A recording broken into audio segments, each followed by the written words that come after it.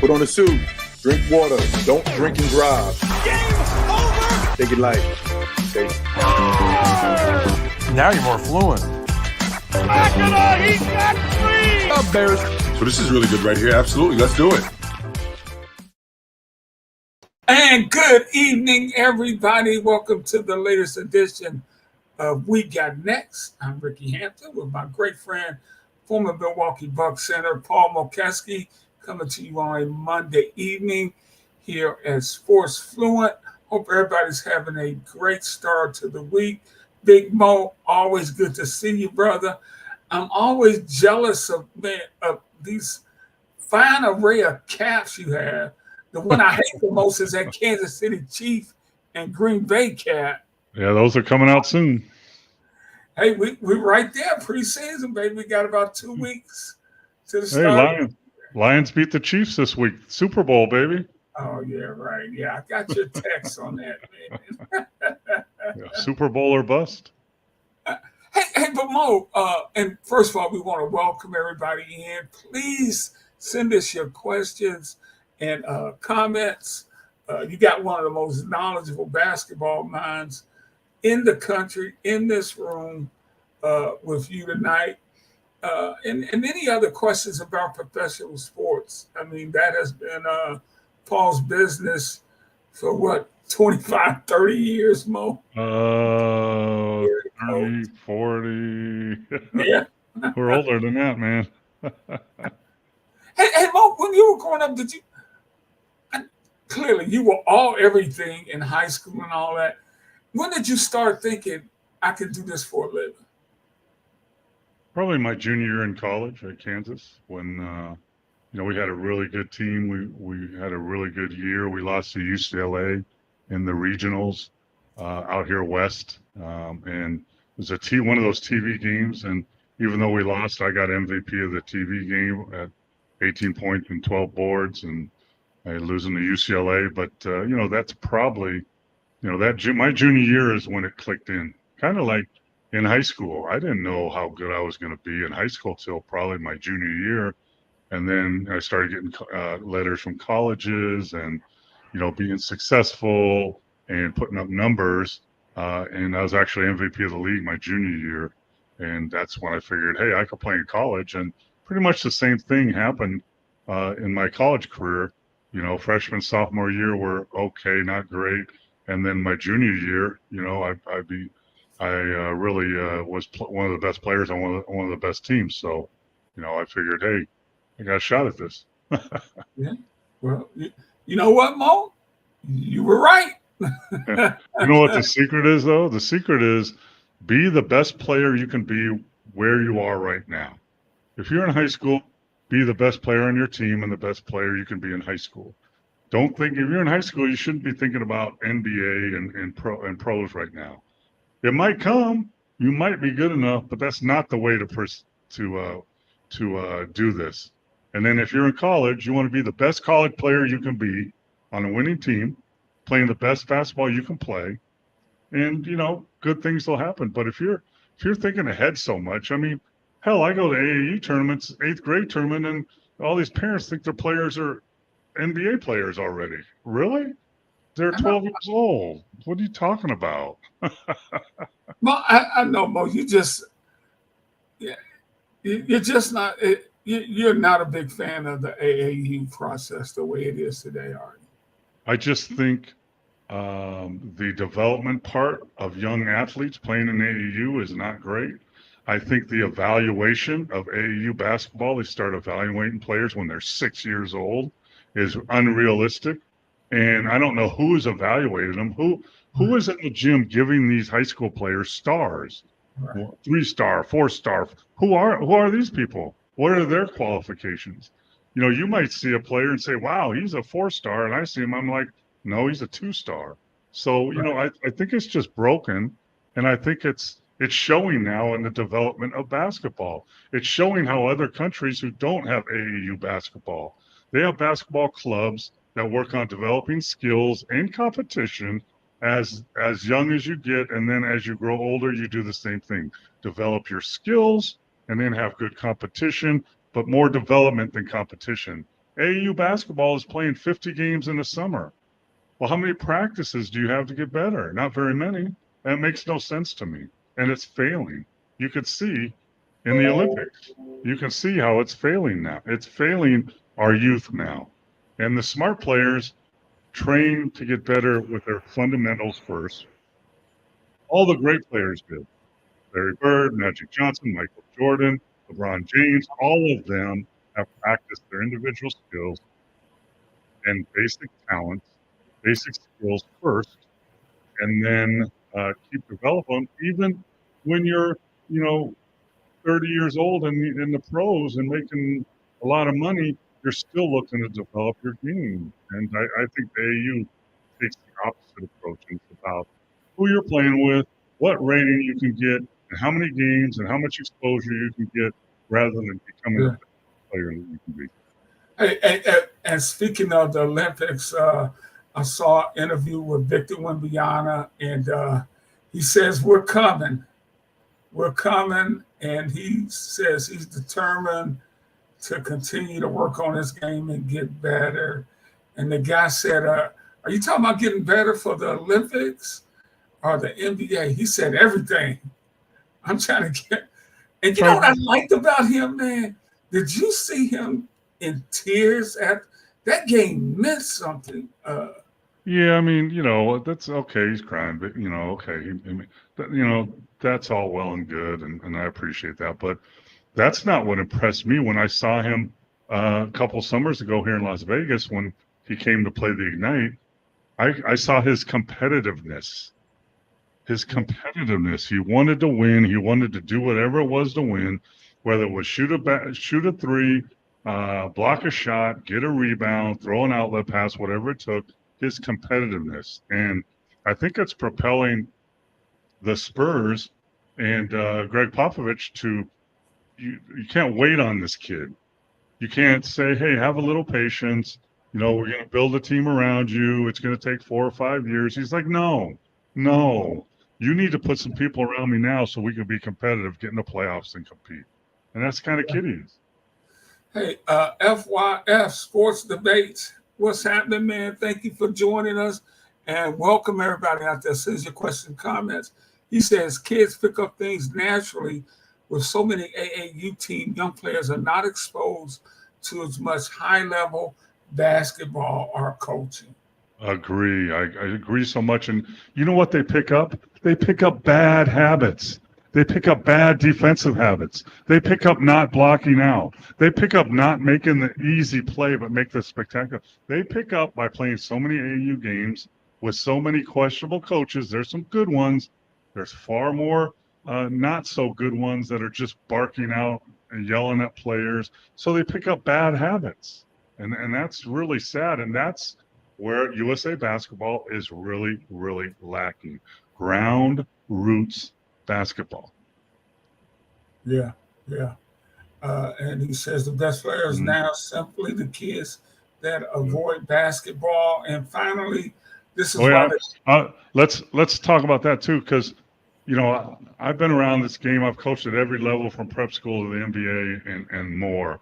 And I tell players, especially young players, when you go to play pickup ball, which is just fine, play tougher competition and play not just ragtag pickup ball. Work on fundamentals. Work on your left hand. Work on your passing. Work on stuff that will make you better, and that's how you get better. Yeah. What was that other question? Yeah, one more. This is why the kids of the NBA players do so well. They see better basketball and are not exposed to the LA fitness runs. Hey, we play LA fitness, man. I'm telling you, I'm in Vegas, man. There's some talent here, but there's also some garbage basketball that's played. No defense, no spacing, no ball movement, over dribbling, shooting bad shots, not good shots. So what good are you doing?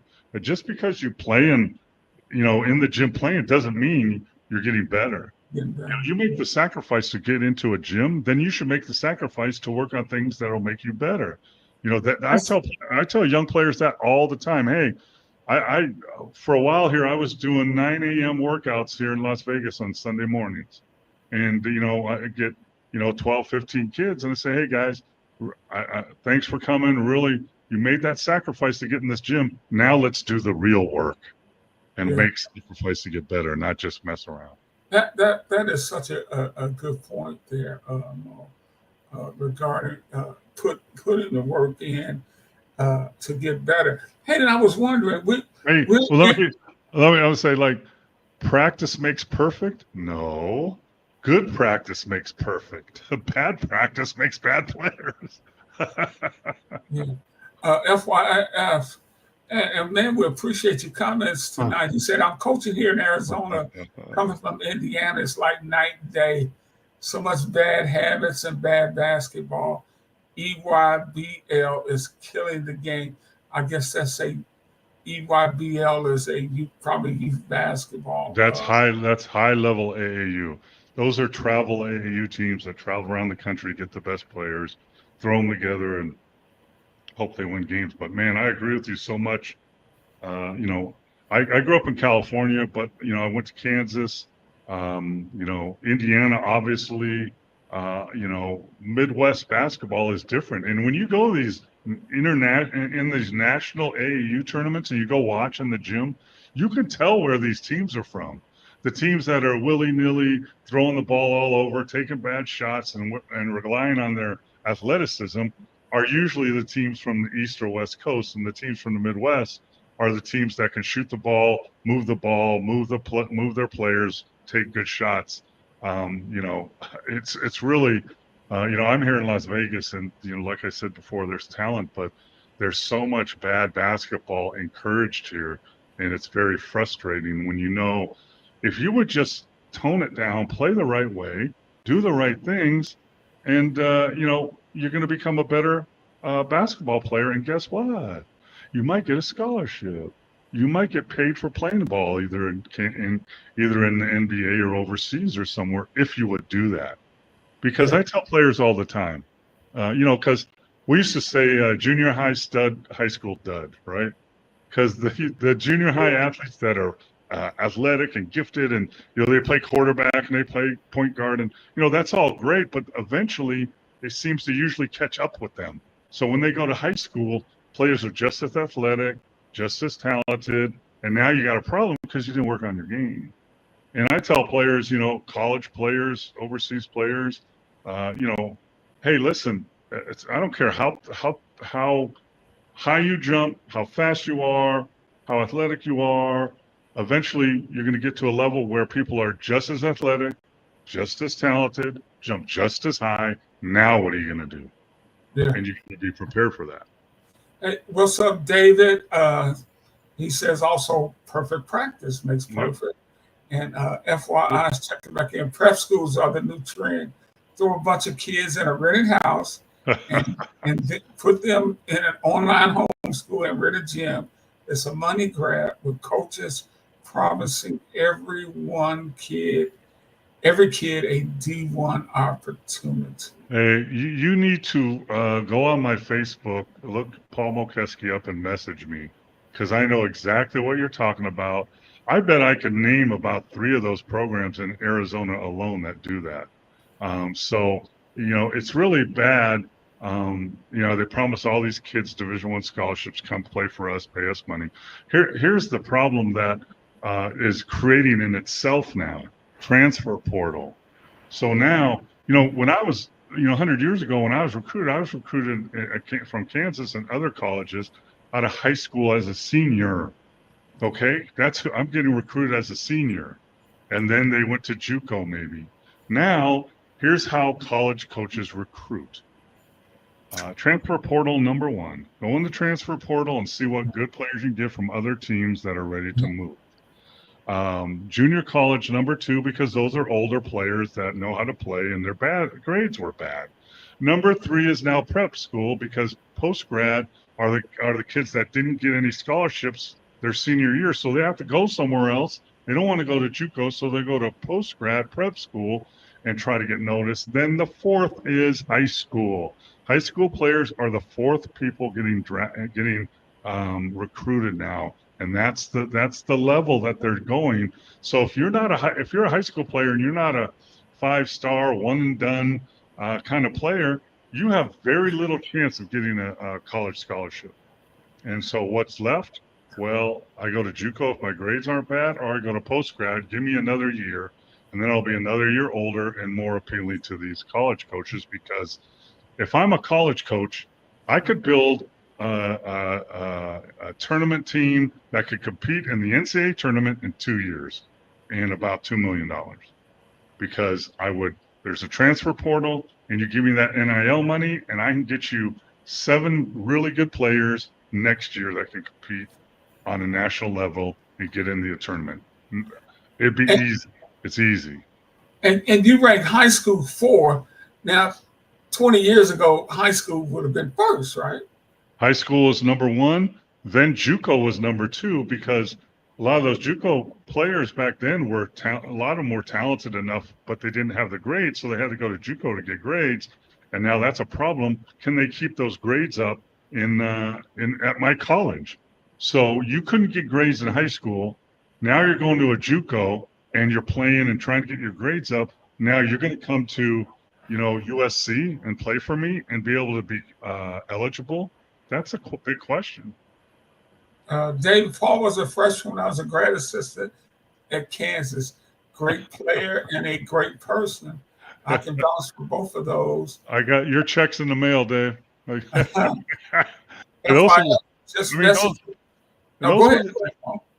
Yeah, I will check that out. Those are, Dave's talking about the days when I think my freshman year was the first year that freshmen could even play on varsity.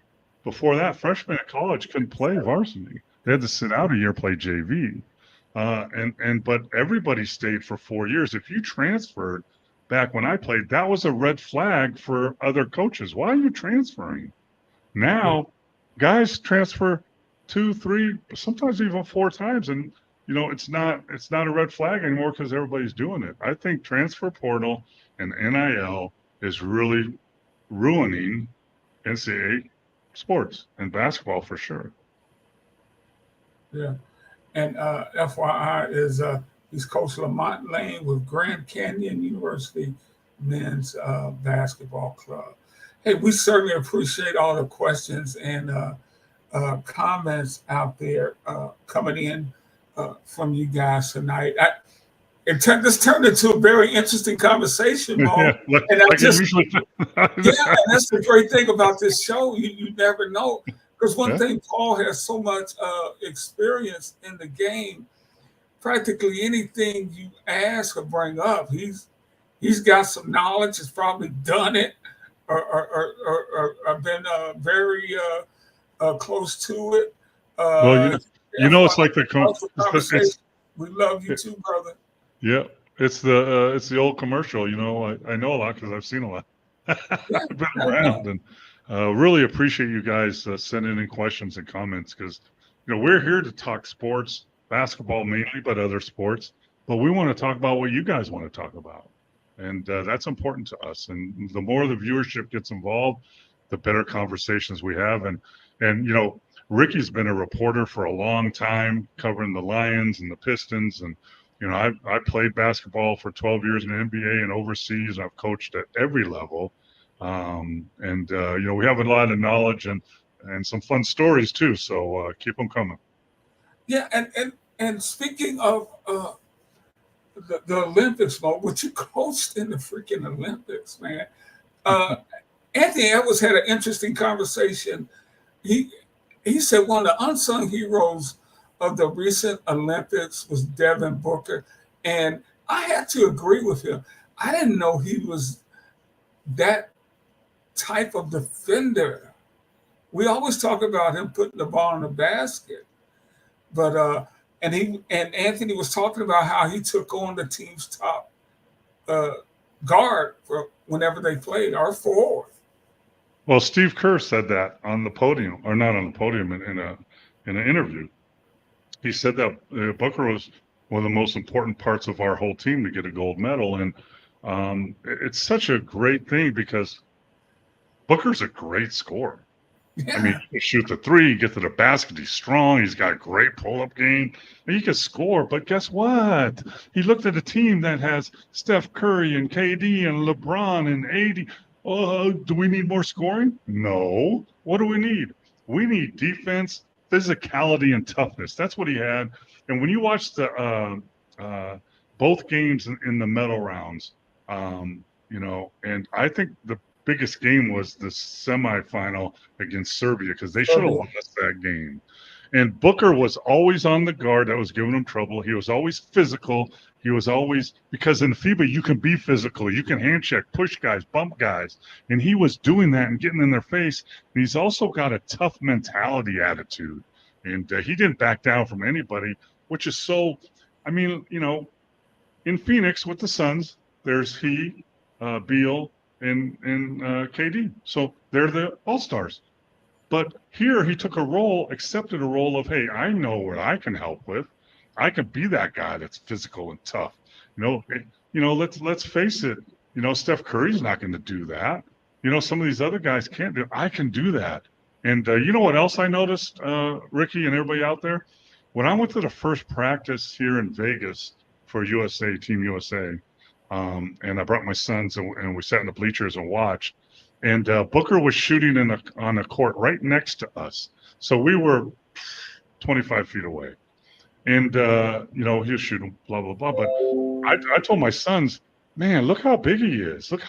He's a lot taller than I thought he was. And that really showed in the Olympics. And, you have to have everybody. And that's why I think 2028, I think USA basketball has to rethink how they put together their team.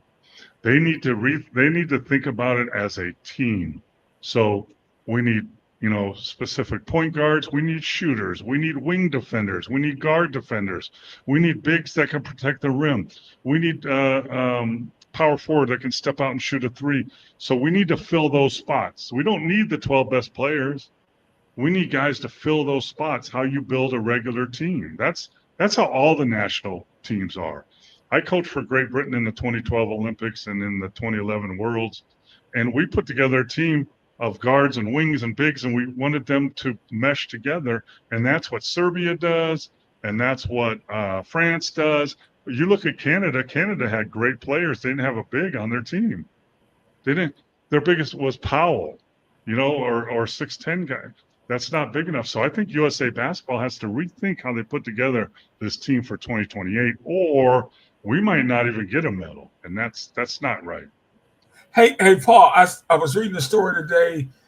Early favorites for coaching in 28, Tyronn Lue and Coach Spo. Yeah, I mean, first of all, Steve hasn't announced he's not going to coach, but I wouldn't doubt it because why would you want to? I mean, he takes so much flack for not playing Tatum and so much flack. Meanwhile, he was undefeated and he won a gold medal. And you're catching all this grief from all these outlets, and mostly people I have no idea what they're talking about. So why do I want to put my family and me through that when I could just chill? And guess what? I got like 5 NBA rings with the NBA as a player. I got 4 championship rings as an NBA coach, and now I got a gold medal. What else do I want to do? You know what I don't want? I don't want any flack. I don't want any drama. Yeah.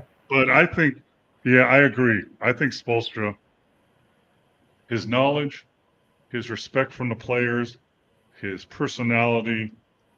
Like I said, I watch practices, and Steve let Spoelstra and Ty Lue do a lot of the stuff, and of course their head coaches. And what? It's funny because when you're an assistant coach, you're asked to run drills and do specific stuff that head coaches don't have to do anymore. But both those guys really got into it. I loved it, and the players reacted to them.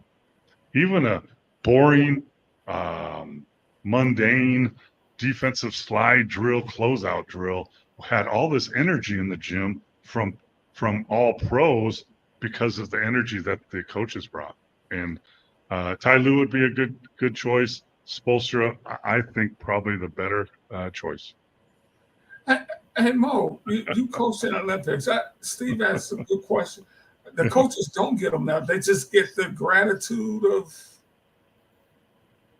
Yeah, it was interesting because when I coached in the Olympics in 2012, we actually had an outside chance of getting getting in the medal rounds. Um, we beat China, we lost to Spain, and we had to beat Australia, which we were up by 25 at halftime, and we lost by 25, I think. And I was asking people, if we get a medal round, if we get a bronze medal, no, coaches don't get a medal. And they also don't get to walk in the opening ceremony. And, you don't get to do a lot of stuff, but it was still an awesome, opportunity. Hey, Mo, Sand City, Ty Lue's also deserving, and he is in that conversation. No excuse for the Tatum treatment. I know you got thoughts on that. Time for Yeah, prayer. you should have listened last week because I don't agree with that. I mean, what do you mean Tatum treatment? That he's a great player. Was there not a great player on all 12 of those guys? And you can't play 12 guys. You can only play 10 at the most in a rotation of a 40-minute game. That's the facts. And, Tatum, I'm telling you what happened. KD came back in that first game because he hadn't played in the whole Olympics, and he went off in the first half and had 21 points. Those were Tatum minutes. And then so he didn't want to put Tatum in for 5 minutes in the second half. Why? Probably told him, hey, probably not going to go this way. And also, you know what? Tatum's a great player. But, man, come on. Watch his game. He dribbles in the paint, turns the ball over, dribbles off his foot. He pushes off, which they call in FIBA. So, I don't agree that he was treated bad at all. And I don't think if you asked him, he would say he was treated bad. Would he like more playing time? Yes. So would everybody. Halliburton didn't get hardly any games. They got gold medals, and guess what? If Tatum will stay the course, Tatum, Brown, Halliburton, Ant-Man, they're all going to be the core of the team in LA in the Olympics. And I don't think he's that way, but if he throws a fit and I wasn't treated right, blah, blah, blah, then why be part of it? And you know what else? When you sign up, there's 12 all-stars on your team, phenomenal players, and someone's not going to get minutes. And you sign up for that at the very beginning, and they let you know, hey, you can't play 12 guys, man. This isn't Little League. Everybody doesn't get to bat. You're going for a gold medal. So, I don't think he was treated bad. Should he have got more minutes? Maybe, but maybe not. I mean, the goal is to win the game. Win the game. Yeah. Tatum is not known for attitude problems, and he did not complain publicly about not playing. I agree. All-league defender, quality. He's a great player. Mm-hmm. But Derek White's a better fit. Derek White's bigger, tougher, rebounds better, and he was also an all-defensive team, I think second team. And think this out. Go with me on this, okay? So we have all these great players, 12 of them on our team. And Kyrie gets hurt or whatever, and he leaves. So who do we want to pick for this team? We want to pick Jaylen Brown, who's just like a lot of these guys, or do we want to pick a guy? Guess what he does? He does all the small stuff that role players have to do to make a championship team. That's what he did in Boston. He passed to Tatum. He passed to Brown. He passed to Porzingis. He was like the fourth or fifth option, great with it, and he was really, really good at it coming off the bench. So he was a good fit. And USA has always had guys like that. Tayshaun Prince. It may have been 16 when Tayshaun. He didn't play a lot, but when he played the Derek Wright role. He was a role guy on that team. You know who else would have been a good fit? He's not an all-star superstar. Josh Hart. Josh Hart is a 6'4", strong defensive guard, great rebounder. He gets 14 rebounds in a game, and he played for the World Cup team and was so instrumental. But he's physical, strong, tough against those guards in FIBA. And, he would have been a good fit. Matter of fact, in my notes, I got Walt Frazier really loves this Knick team, and he loves Josh Hart. He said Josh Hart could play with them back in the day. Yeah, watch him play. Tough, physical, smart, aggressive, rebounds, can score when he's called upon. Yeah, for sure. But Yeah, you yeah. know, And Mo, what when you got to watch them practice, you talked about LeBron setting the tone for that team. yeah, I mean, winning there, The so oldest guy in there. the guy's almost 40 years old. He has the most energy, the most effort, the most bounce in the whole gym of all those players. And I was just amazed. I mean, I played, Bob. I played with Bob Lanier at the end of his career, and he was beat up, but he was effective in the game. And I played against Kareem when he was older, Dr. J when he was older, Rudy Tomjanovich, guys like all Hall of Famers. And I know what they looked like when they got older. LeBron didn't even look like that.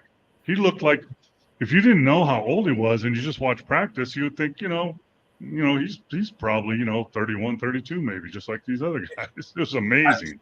It was I think phenomenal. all that gray in his beard gives him away, though. Yeah, you should shave that. I mean, I had a scraggly mustache for a long time. I had it in Kansas and I had it in the pros for a while.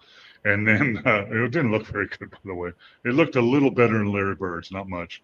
But and then when I turned 30, I shaved it off because it made me look younger. So LeBron, you need to, you're losing it up here, and you're trying to spray paint on there or whatever. But this here is so gray. You should shave it down, to like whiskers or whatever, or just shave it off. Hey Mo, this time of year when you played, when when did you just almost shut this down? Because they'll go to camp next month. Did you have a period where you just shut things down? And when did you ramp it up? And what do you think these guys? I know the Olympic guys ought to be resting up right now. Yeah, I mean, you get to know your body, know the NBA schedule, know what it takes for you to be in shape and be in playing shape. Like in football, players always say, you got to get in football shape. That means getting hit. So you got to get hit, So, but in basketball, like after an 82 game season with playoffs, you're looking at 95, and preseason, you're looking at almost 100 games, 9 months long if you go into the playoffs. And your body is taking a beating. Not only are you on the floor, but in travel, time zones, all that stuff adds up. So you need to shut down for a while, but not too long. And by shut down, I mean, don't go in the gym. You do some jogging or ride the exercise bike and some stretching, more casual stuff for about 3 weeks, 4 at the most. And then, but this is for a regular season. Now you have 2 months to get ready for the season, and you pick that up slowly. So in a regular season, you have a month to really shut it down for the most part, but you're still working out a little bit, kind of casual, playing a little golf like you do. And, and then after the 4 week mark, you take about the next 4 weeks to kind of really start ramping it up, jogging, sprinting, doing some defensive slides a little bit, playing more basketball, getting shots up, working on your handle, that stuff. And then 4 weeks before the season, 3 or 4 weeks before the season, you really ramp it up. I mean, I used to go, getting ready the 4 weeks before the training camp, I would work out 3 times a day. So I would get up in the morning, I'd do a Stairmaster, I'd lift, and do some other conditioning a little bit. Then in the afternoon, I would get in a gym. I would jump rope, get shots up, do sprints, do suicides, and do some defensive slides. And then in the evening, late at evening, I like to run late at evening, like 10:30. I would go for a mile, mile and a half, 2 mile jog, and then you can tell when your body starts kicking in, when these things start getting easier and easier. And then I used to have a routine that it was jump rope, shoot free throws, and sprint routine. And it's all by the numbers. So I'll shoot 2 free throws, I'll do 2 sprints, I'll jump rope 100 times, I'll shoot 3 free throws, sprint 3 times, 100-time jump rope, shoot 4. I continue that till 12. When I get to 12 free throws, 12 sprints, and every time in between, I'm jumping rope 100 times. And I knew when I get up to 12 and start my way down back to 8 that I was ready for camp. Damn. Woo. Brother. Hey, Steve says your dude was a little better than Larry Bird's, man. So, my what? Your stash. Oh, my stash? Yeah. Hey, Mike had this a little earlier when we were talking about getting guys to play. Team first mentality is very rare today. But I think you got some good. I love guys like the point guard from Boston. His name is escaping me now. Drew Holiday. I love guys like that, man. Think about this, Ricky. 3 years ago, Drew Holiday was a starting point guard of the NBA champion Milwaukee Bucks, and then he flew overseas in 5 days and started playing for the Olympic team and won the gold. Yeah. This year, he won the NBA championship with the Boston Celtics, had a couple weeks off, got into training, went to play in the Olympics, and won another gold. How many guys have won NBA championships and gold medals in the same year? I don't think any, or very few. Bill Russell made. What makes him such a impactful player? Because you look at him, he's not jumping out the gym. He's not running by anybody.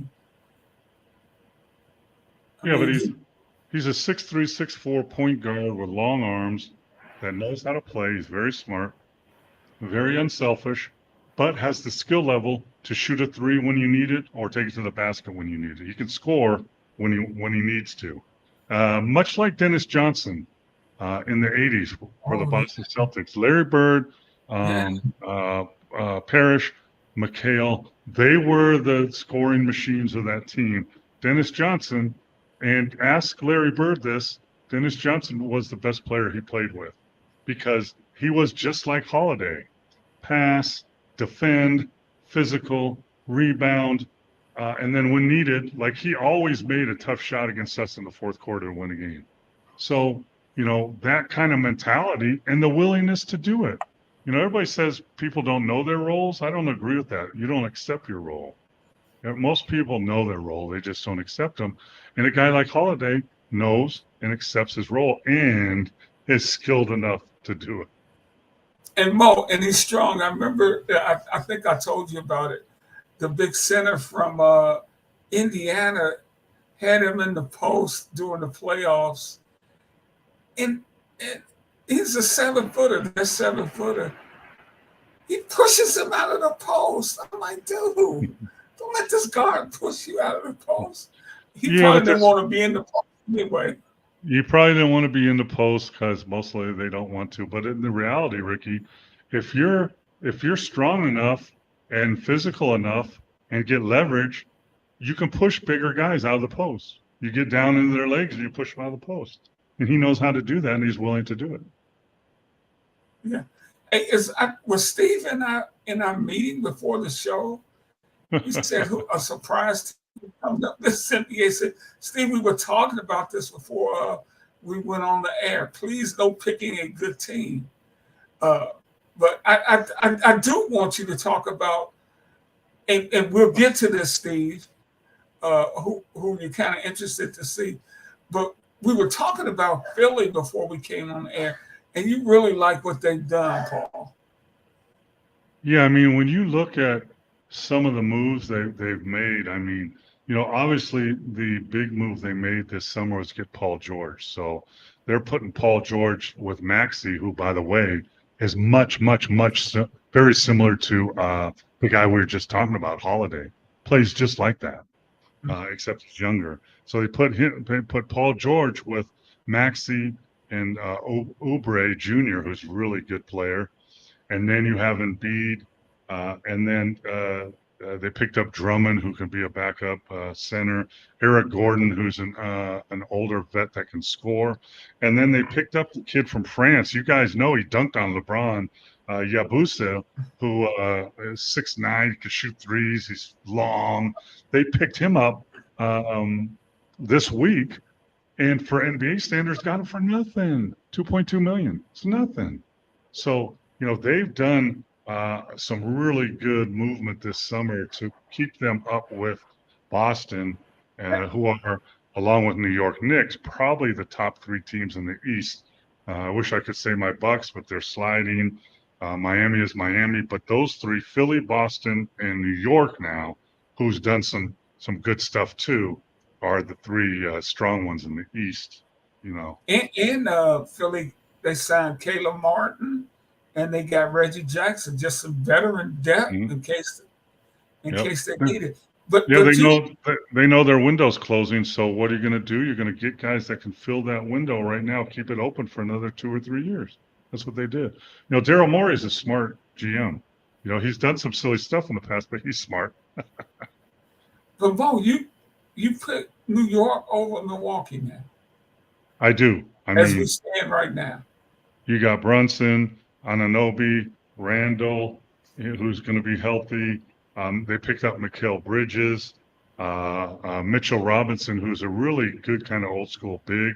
Hopefully he's healthy. Josh Hart, DiVincenzo. They have Cameron Payne, who's on that roster. They have maybe one of the deepest rosters in the East, and compete with Dallas as the deepest roster in the NBA. Mitchell is going to have to do what Hardenstein did for them last year. Which he can. He does that. He was just hurt. Right, he does that. He has to stay healthy. Now, if you put Hartenstein with that group, they're right up there with Boston, in my opinion. Yeah. Now, who's a team you're interested in watching? To Steve's question. Well, who's a surprise? There isn't one. There isn't one. Unless you're one of the top 5 or 6 teams in the East or West, you're not. Nothing's going to happen. Will we ever see a team like Atlanta a few years ago where they surprised everybody and got to the East Finals? Maybe, but that's very, very. It's not likely anymore. So what about Indy and Orlando? They had nice seasons last year. Well, Indiana was favored to win it, right? They won the preseason tournament. No one can guard them. I mean, they're impossible to guard, but then they fell short. And they got your guy James Wiseman, so who knows if he'll ever be a player or not. But and Orlando is a nice young team. They got the Wagner brothers, who both played for Germany in the Olympics, and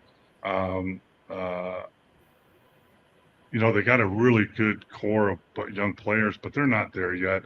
You know who? Okay, let me tell you a surprise that might be a surprise. Okay, especially in the East, Cleveland.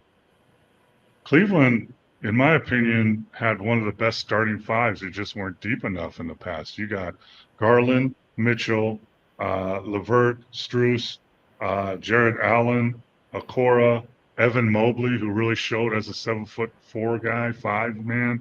So that's a team that could surprise some people, is Cleveland.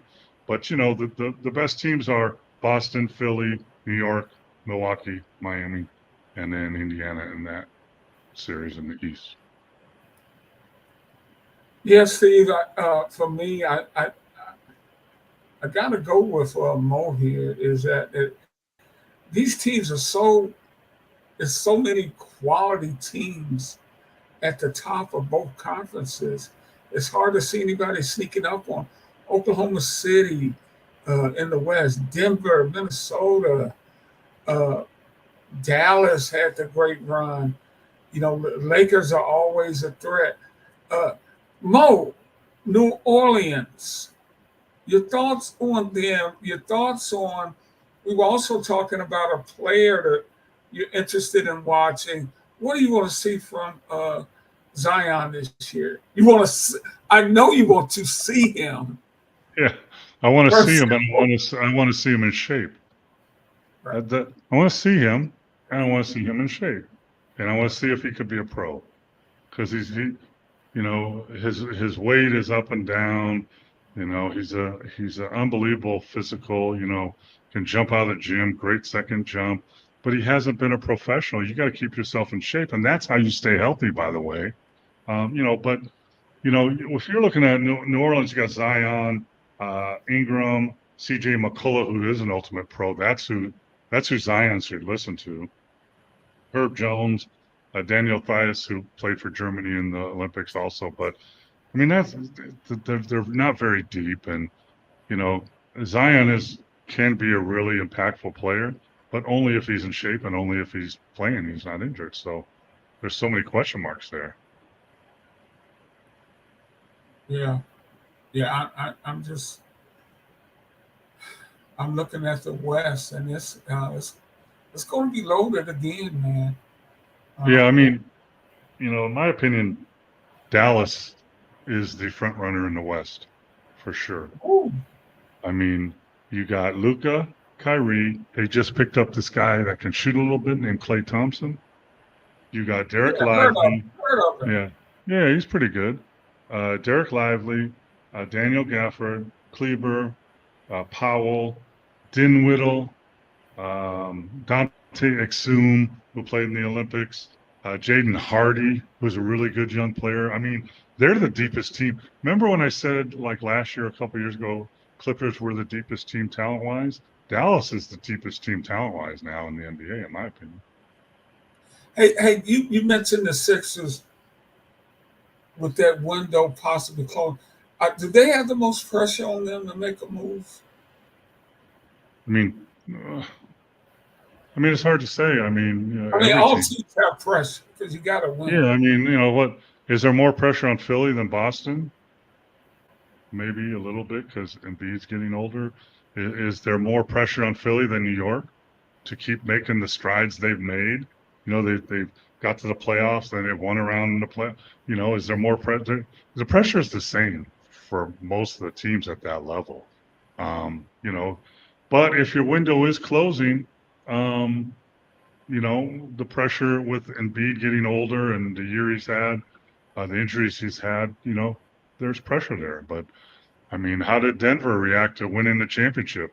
What was the pressure on them when they didn't make any moves and they let some players go and then they didn't do anything in the playoffs, which again, they're in the same position. So, pressure is relative, but the other team that made some great moves is OKC because they have Shea Alexander, Holmgren, have this young core, but then they added Alex Caruso and Hartenstein, veteran players, to their young players. Now they have a well-rounded team, and they still have 10,000 first-round picks to trade. So, some of the other stuff, they could still make some moves here and do some damage. The Suns are getting older and raise ticket prices $25. The Bill Booker and Durant combo is just not enough.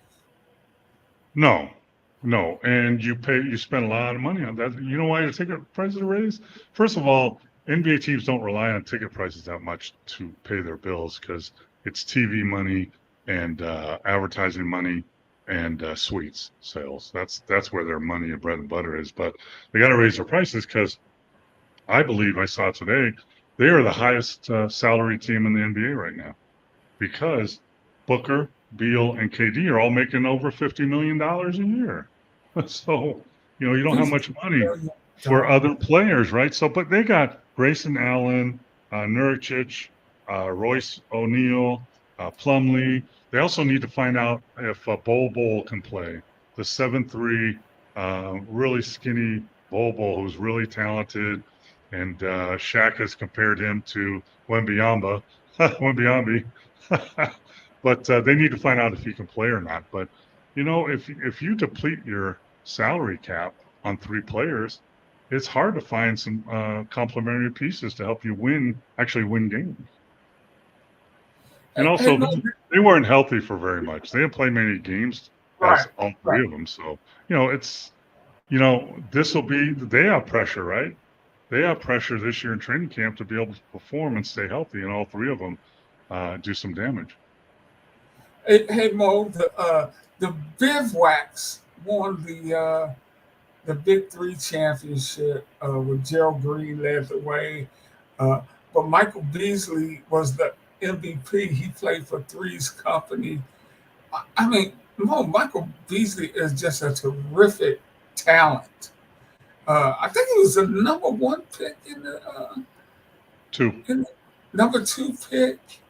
And could he be a 3-on-3 Olympic guy? We gotta get us a dream team for our Olympic team, man. I mean, I watched some of the championship this weekend, and I mentioned this, and I put it out there on Facebook, I think, but I mentioned it on our show. I believe if you took some of the younger, better players in the Big Three, you would win a medal for sure and maybe the gold. And I'm talking about Beasley, Corey Brewer, Jason Richardson, Chris Johnson, a couple other guys that, they're in their late 30s. They can still play. And guess what? It's half court, 3-on-3. That's why they're playing now. So they know how to play that game. Now, the 3-on-3 game in FIBA is faster and different than what the Big Three is playing. Big Three has a 24-second clock. In FIBA, you have a 14-second clock. In the Big Three, after a basket, they clear the ball, check it. In FIBA, you just take it out of the basket, you go, keep going. It's fast paced, and you get out here, you pass it here, you do all this stuff. But I truly believe if you took four of the better players in the Big Three, they would win a medal. It used to be they had older guys, 42, 43. Now a lot of those guys are 36 years old, 35 years old. They can still play. Yeah. I mean, And as far as Beasley's concerned, Beasley has been one of the best offensive players even in the NBA for years. But he doesn't like to play defense. He has some problems, in the past with teammates and off the court. And at some point, his viability in the NBA ran out where he could actually help a team. And, man, he made some good money. He went to China and averaged 31 points a game in China, which is a hard physical league. He could beat up there. And he probably made a couple, $3 million. But, I think 3-on-3 is not as grinding as 5-on-5 full court. So you can be 40, 41, 42 and still play 3-on-3 if you're in shape. So if he would be 39 and 28. Yeah. LeBron's 39 playing for the 5-on-5. Yeah, I think, you look at Corey Brewer, who can still play. He made some moves of a young man in the 3-on-3, Kevin, I can't remember his name. He's 36 maybe, or 34. Yeah, but I wish that the Olympic gold medal 3-on-3 team, don't even know who it is. Do you? No. But I know they challenged them to come play a 3-on-3 team, a Big Three team, and the winner would take $150,000. They challenged me to do that. I don't think they took them up on it. Yeah.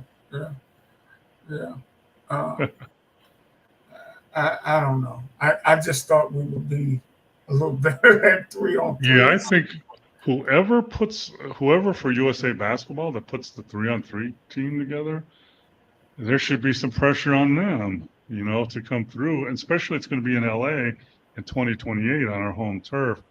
I think, if I'm not wrong, there's some kind of funky rules to be able to qualify for that tournament. I don't know what they are, but it seems to me there's something funky about that we'd have to look into. But, we got to win at least a medal and hopefully the gold in 2028 on 3-on-3 basketball. Come on, man. Hey, guys out there, we need to start a petition to get Coach Mo to coach the 303 team. No, I don't. I can coach them, but I need to pick them. You need to let me pick them. I'm not coaching unless I can pick them. That's like the football coach, Bill Parcells. Mm-hmm. If you want me to do the cooking, you got to let me pick the groceries. Yeah, I mean, just think about this, right? The best chef in the world, if you give them crappy ingredients, can't make a good meal. I mean, come on. Absolutely. Right. Here's some out of date meat and some rotted vegetables. Here you go. Create a good meal. If I'm your two guard, Mo, you're gonna be in big trouble. No, you wouldn't. You know, I mean, maybe that's part of the problem with the Detroit Pistons. Maybe they have bad ingredients. Well, they do for sure. Hey, Mo, the Celtics are up for sale. Only $6 billion. I'm checking my wallet here. I'm running a little short, man. Can you help a brother out? Nope. I'm surprised. $6 billion. That's low. That's low. I'm surprised. I mean, I think there's going to be a team here in Vegas pretty soon, and back in Seattle. I think the talk is for the Vegas team it's going to be $7.5 billion for an expansion team here in Vegas. I mean, I'm surprised that I think Mark Cuban sold 50-something% of the Mavericks for $3.6 billion. I think something like that.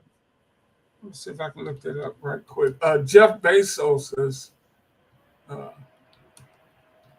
one of the guys supposed to be interested in buying the Celtics. Well, I know if you put in a bid, you have to give them $1 million with your bid, and that's non-refundable, by the way. He got you don't get the team, you still lose. What's that? For his majority stake, he got $3.5 billion. That's what I said, right? And that's just half the damn team. That's a little more than half the team. He sold it to a woman here that owns about 5 casinos here in town, and her son's going to learn how to run it. But yeah, I mean, that's why I'm surprised that the Celtics aren't higher than that. I would think the Celtics would be at least over $7 billion. Cowboys worth over $10 billion. That's a lot of money. But there's soccer teams overseas worth $15 billion. So, it's but you buy your budget your team in the NBA. You spend $6 or $7 billion. It costs you another $1 billion to run it for a year. You know that, right? Yeah, that's crazy. You're talking about 200 plus in salaries for players only, and you got coaches and sales and marketing, and then you got the arena fees and you got travel. So you're looking at probably $1 billion. Wow. Well, we got to get out of here, man. This has been just what a just tremendous conversation tonight, Paul. And we really appreciate everybody out there. It is so much fun when you guys out there send us your great questions and comments. Even we don't always agree with you, we respect your questions and your comments. It's just a lot of fun when we get together. And we're here every Monday at 9 p.m. And shout out to the Moncton Miracles, one of Paul's old teams. NBL Canada, baby. I was up there for 2 years. Yeah, man. That is such a logo, right? Yeah, love that.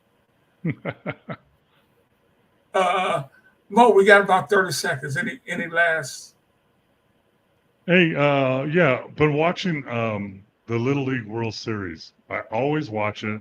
Linda drives her crazy. I even tape some of the games, but the team from Henderson, Nevada, won their game today, so they're going to play in the semifinals, I think. But watching those kids, they're 11 and 12 years old playing.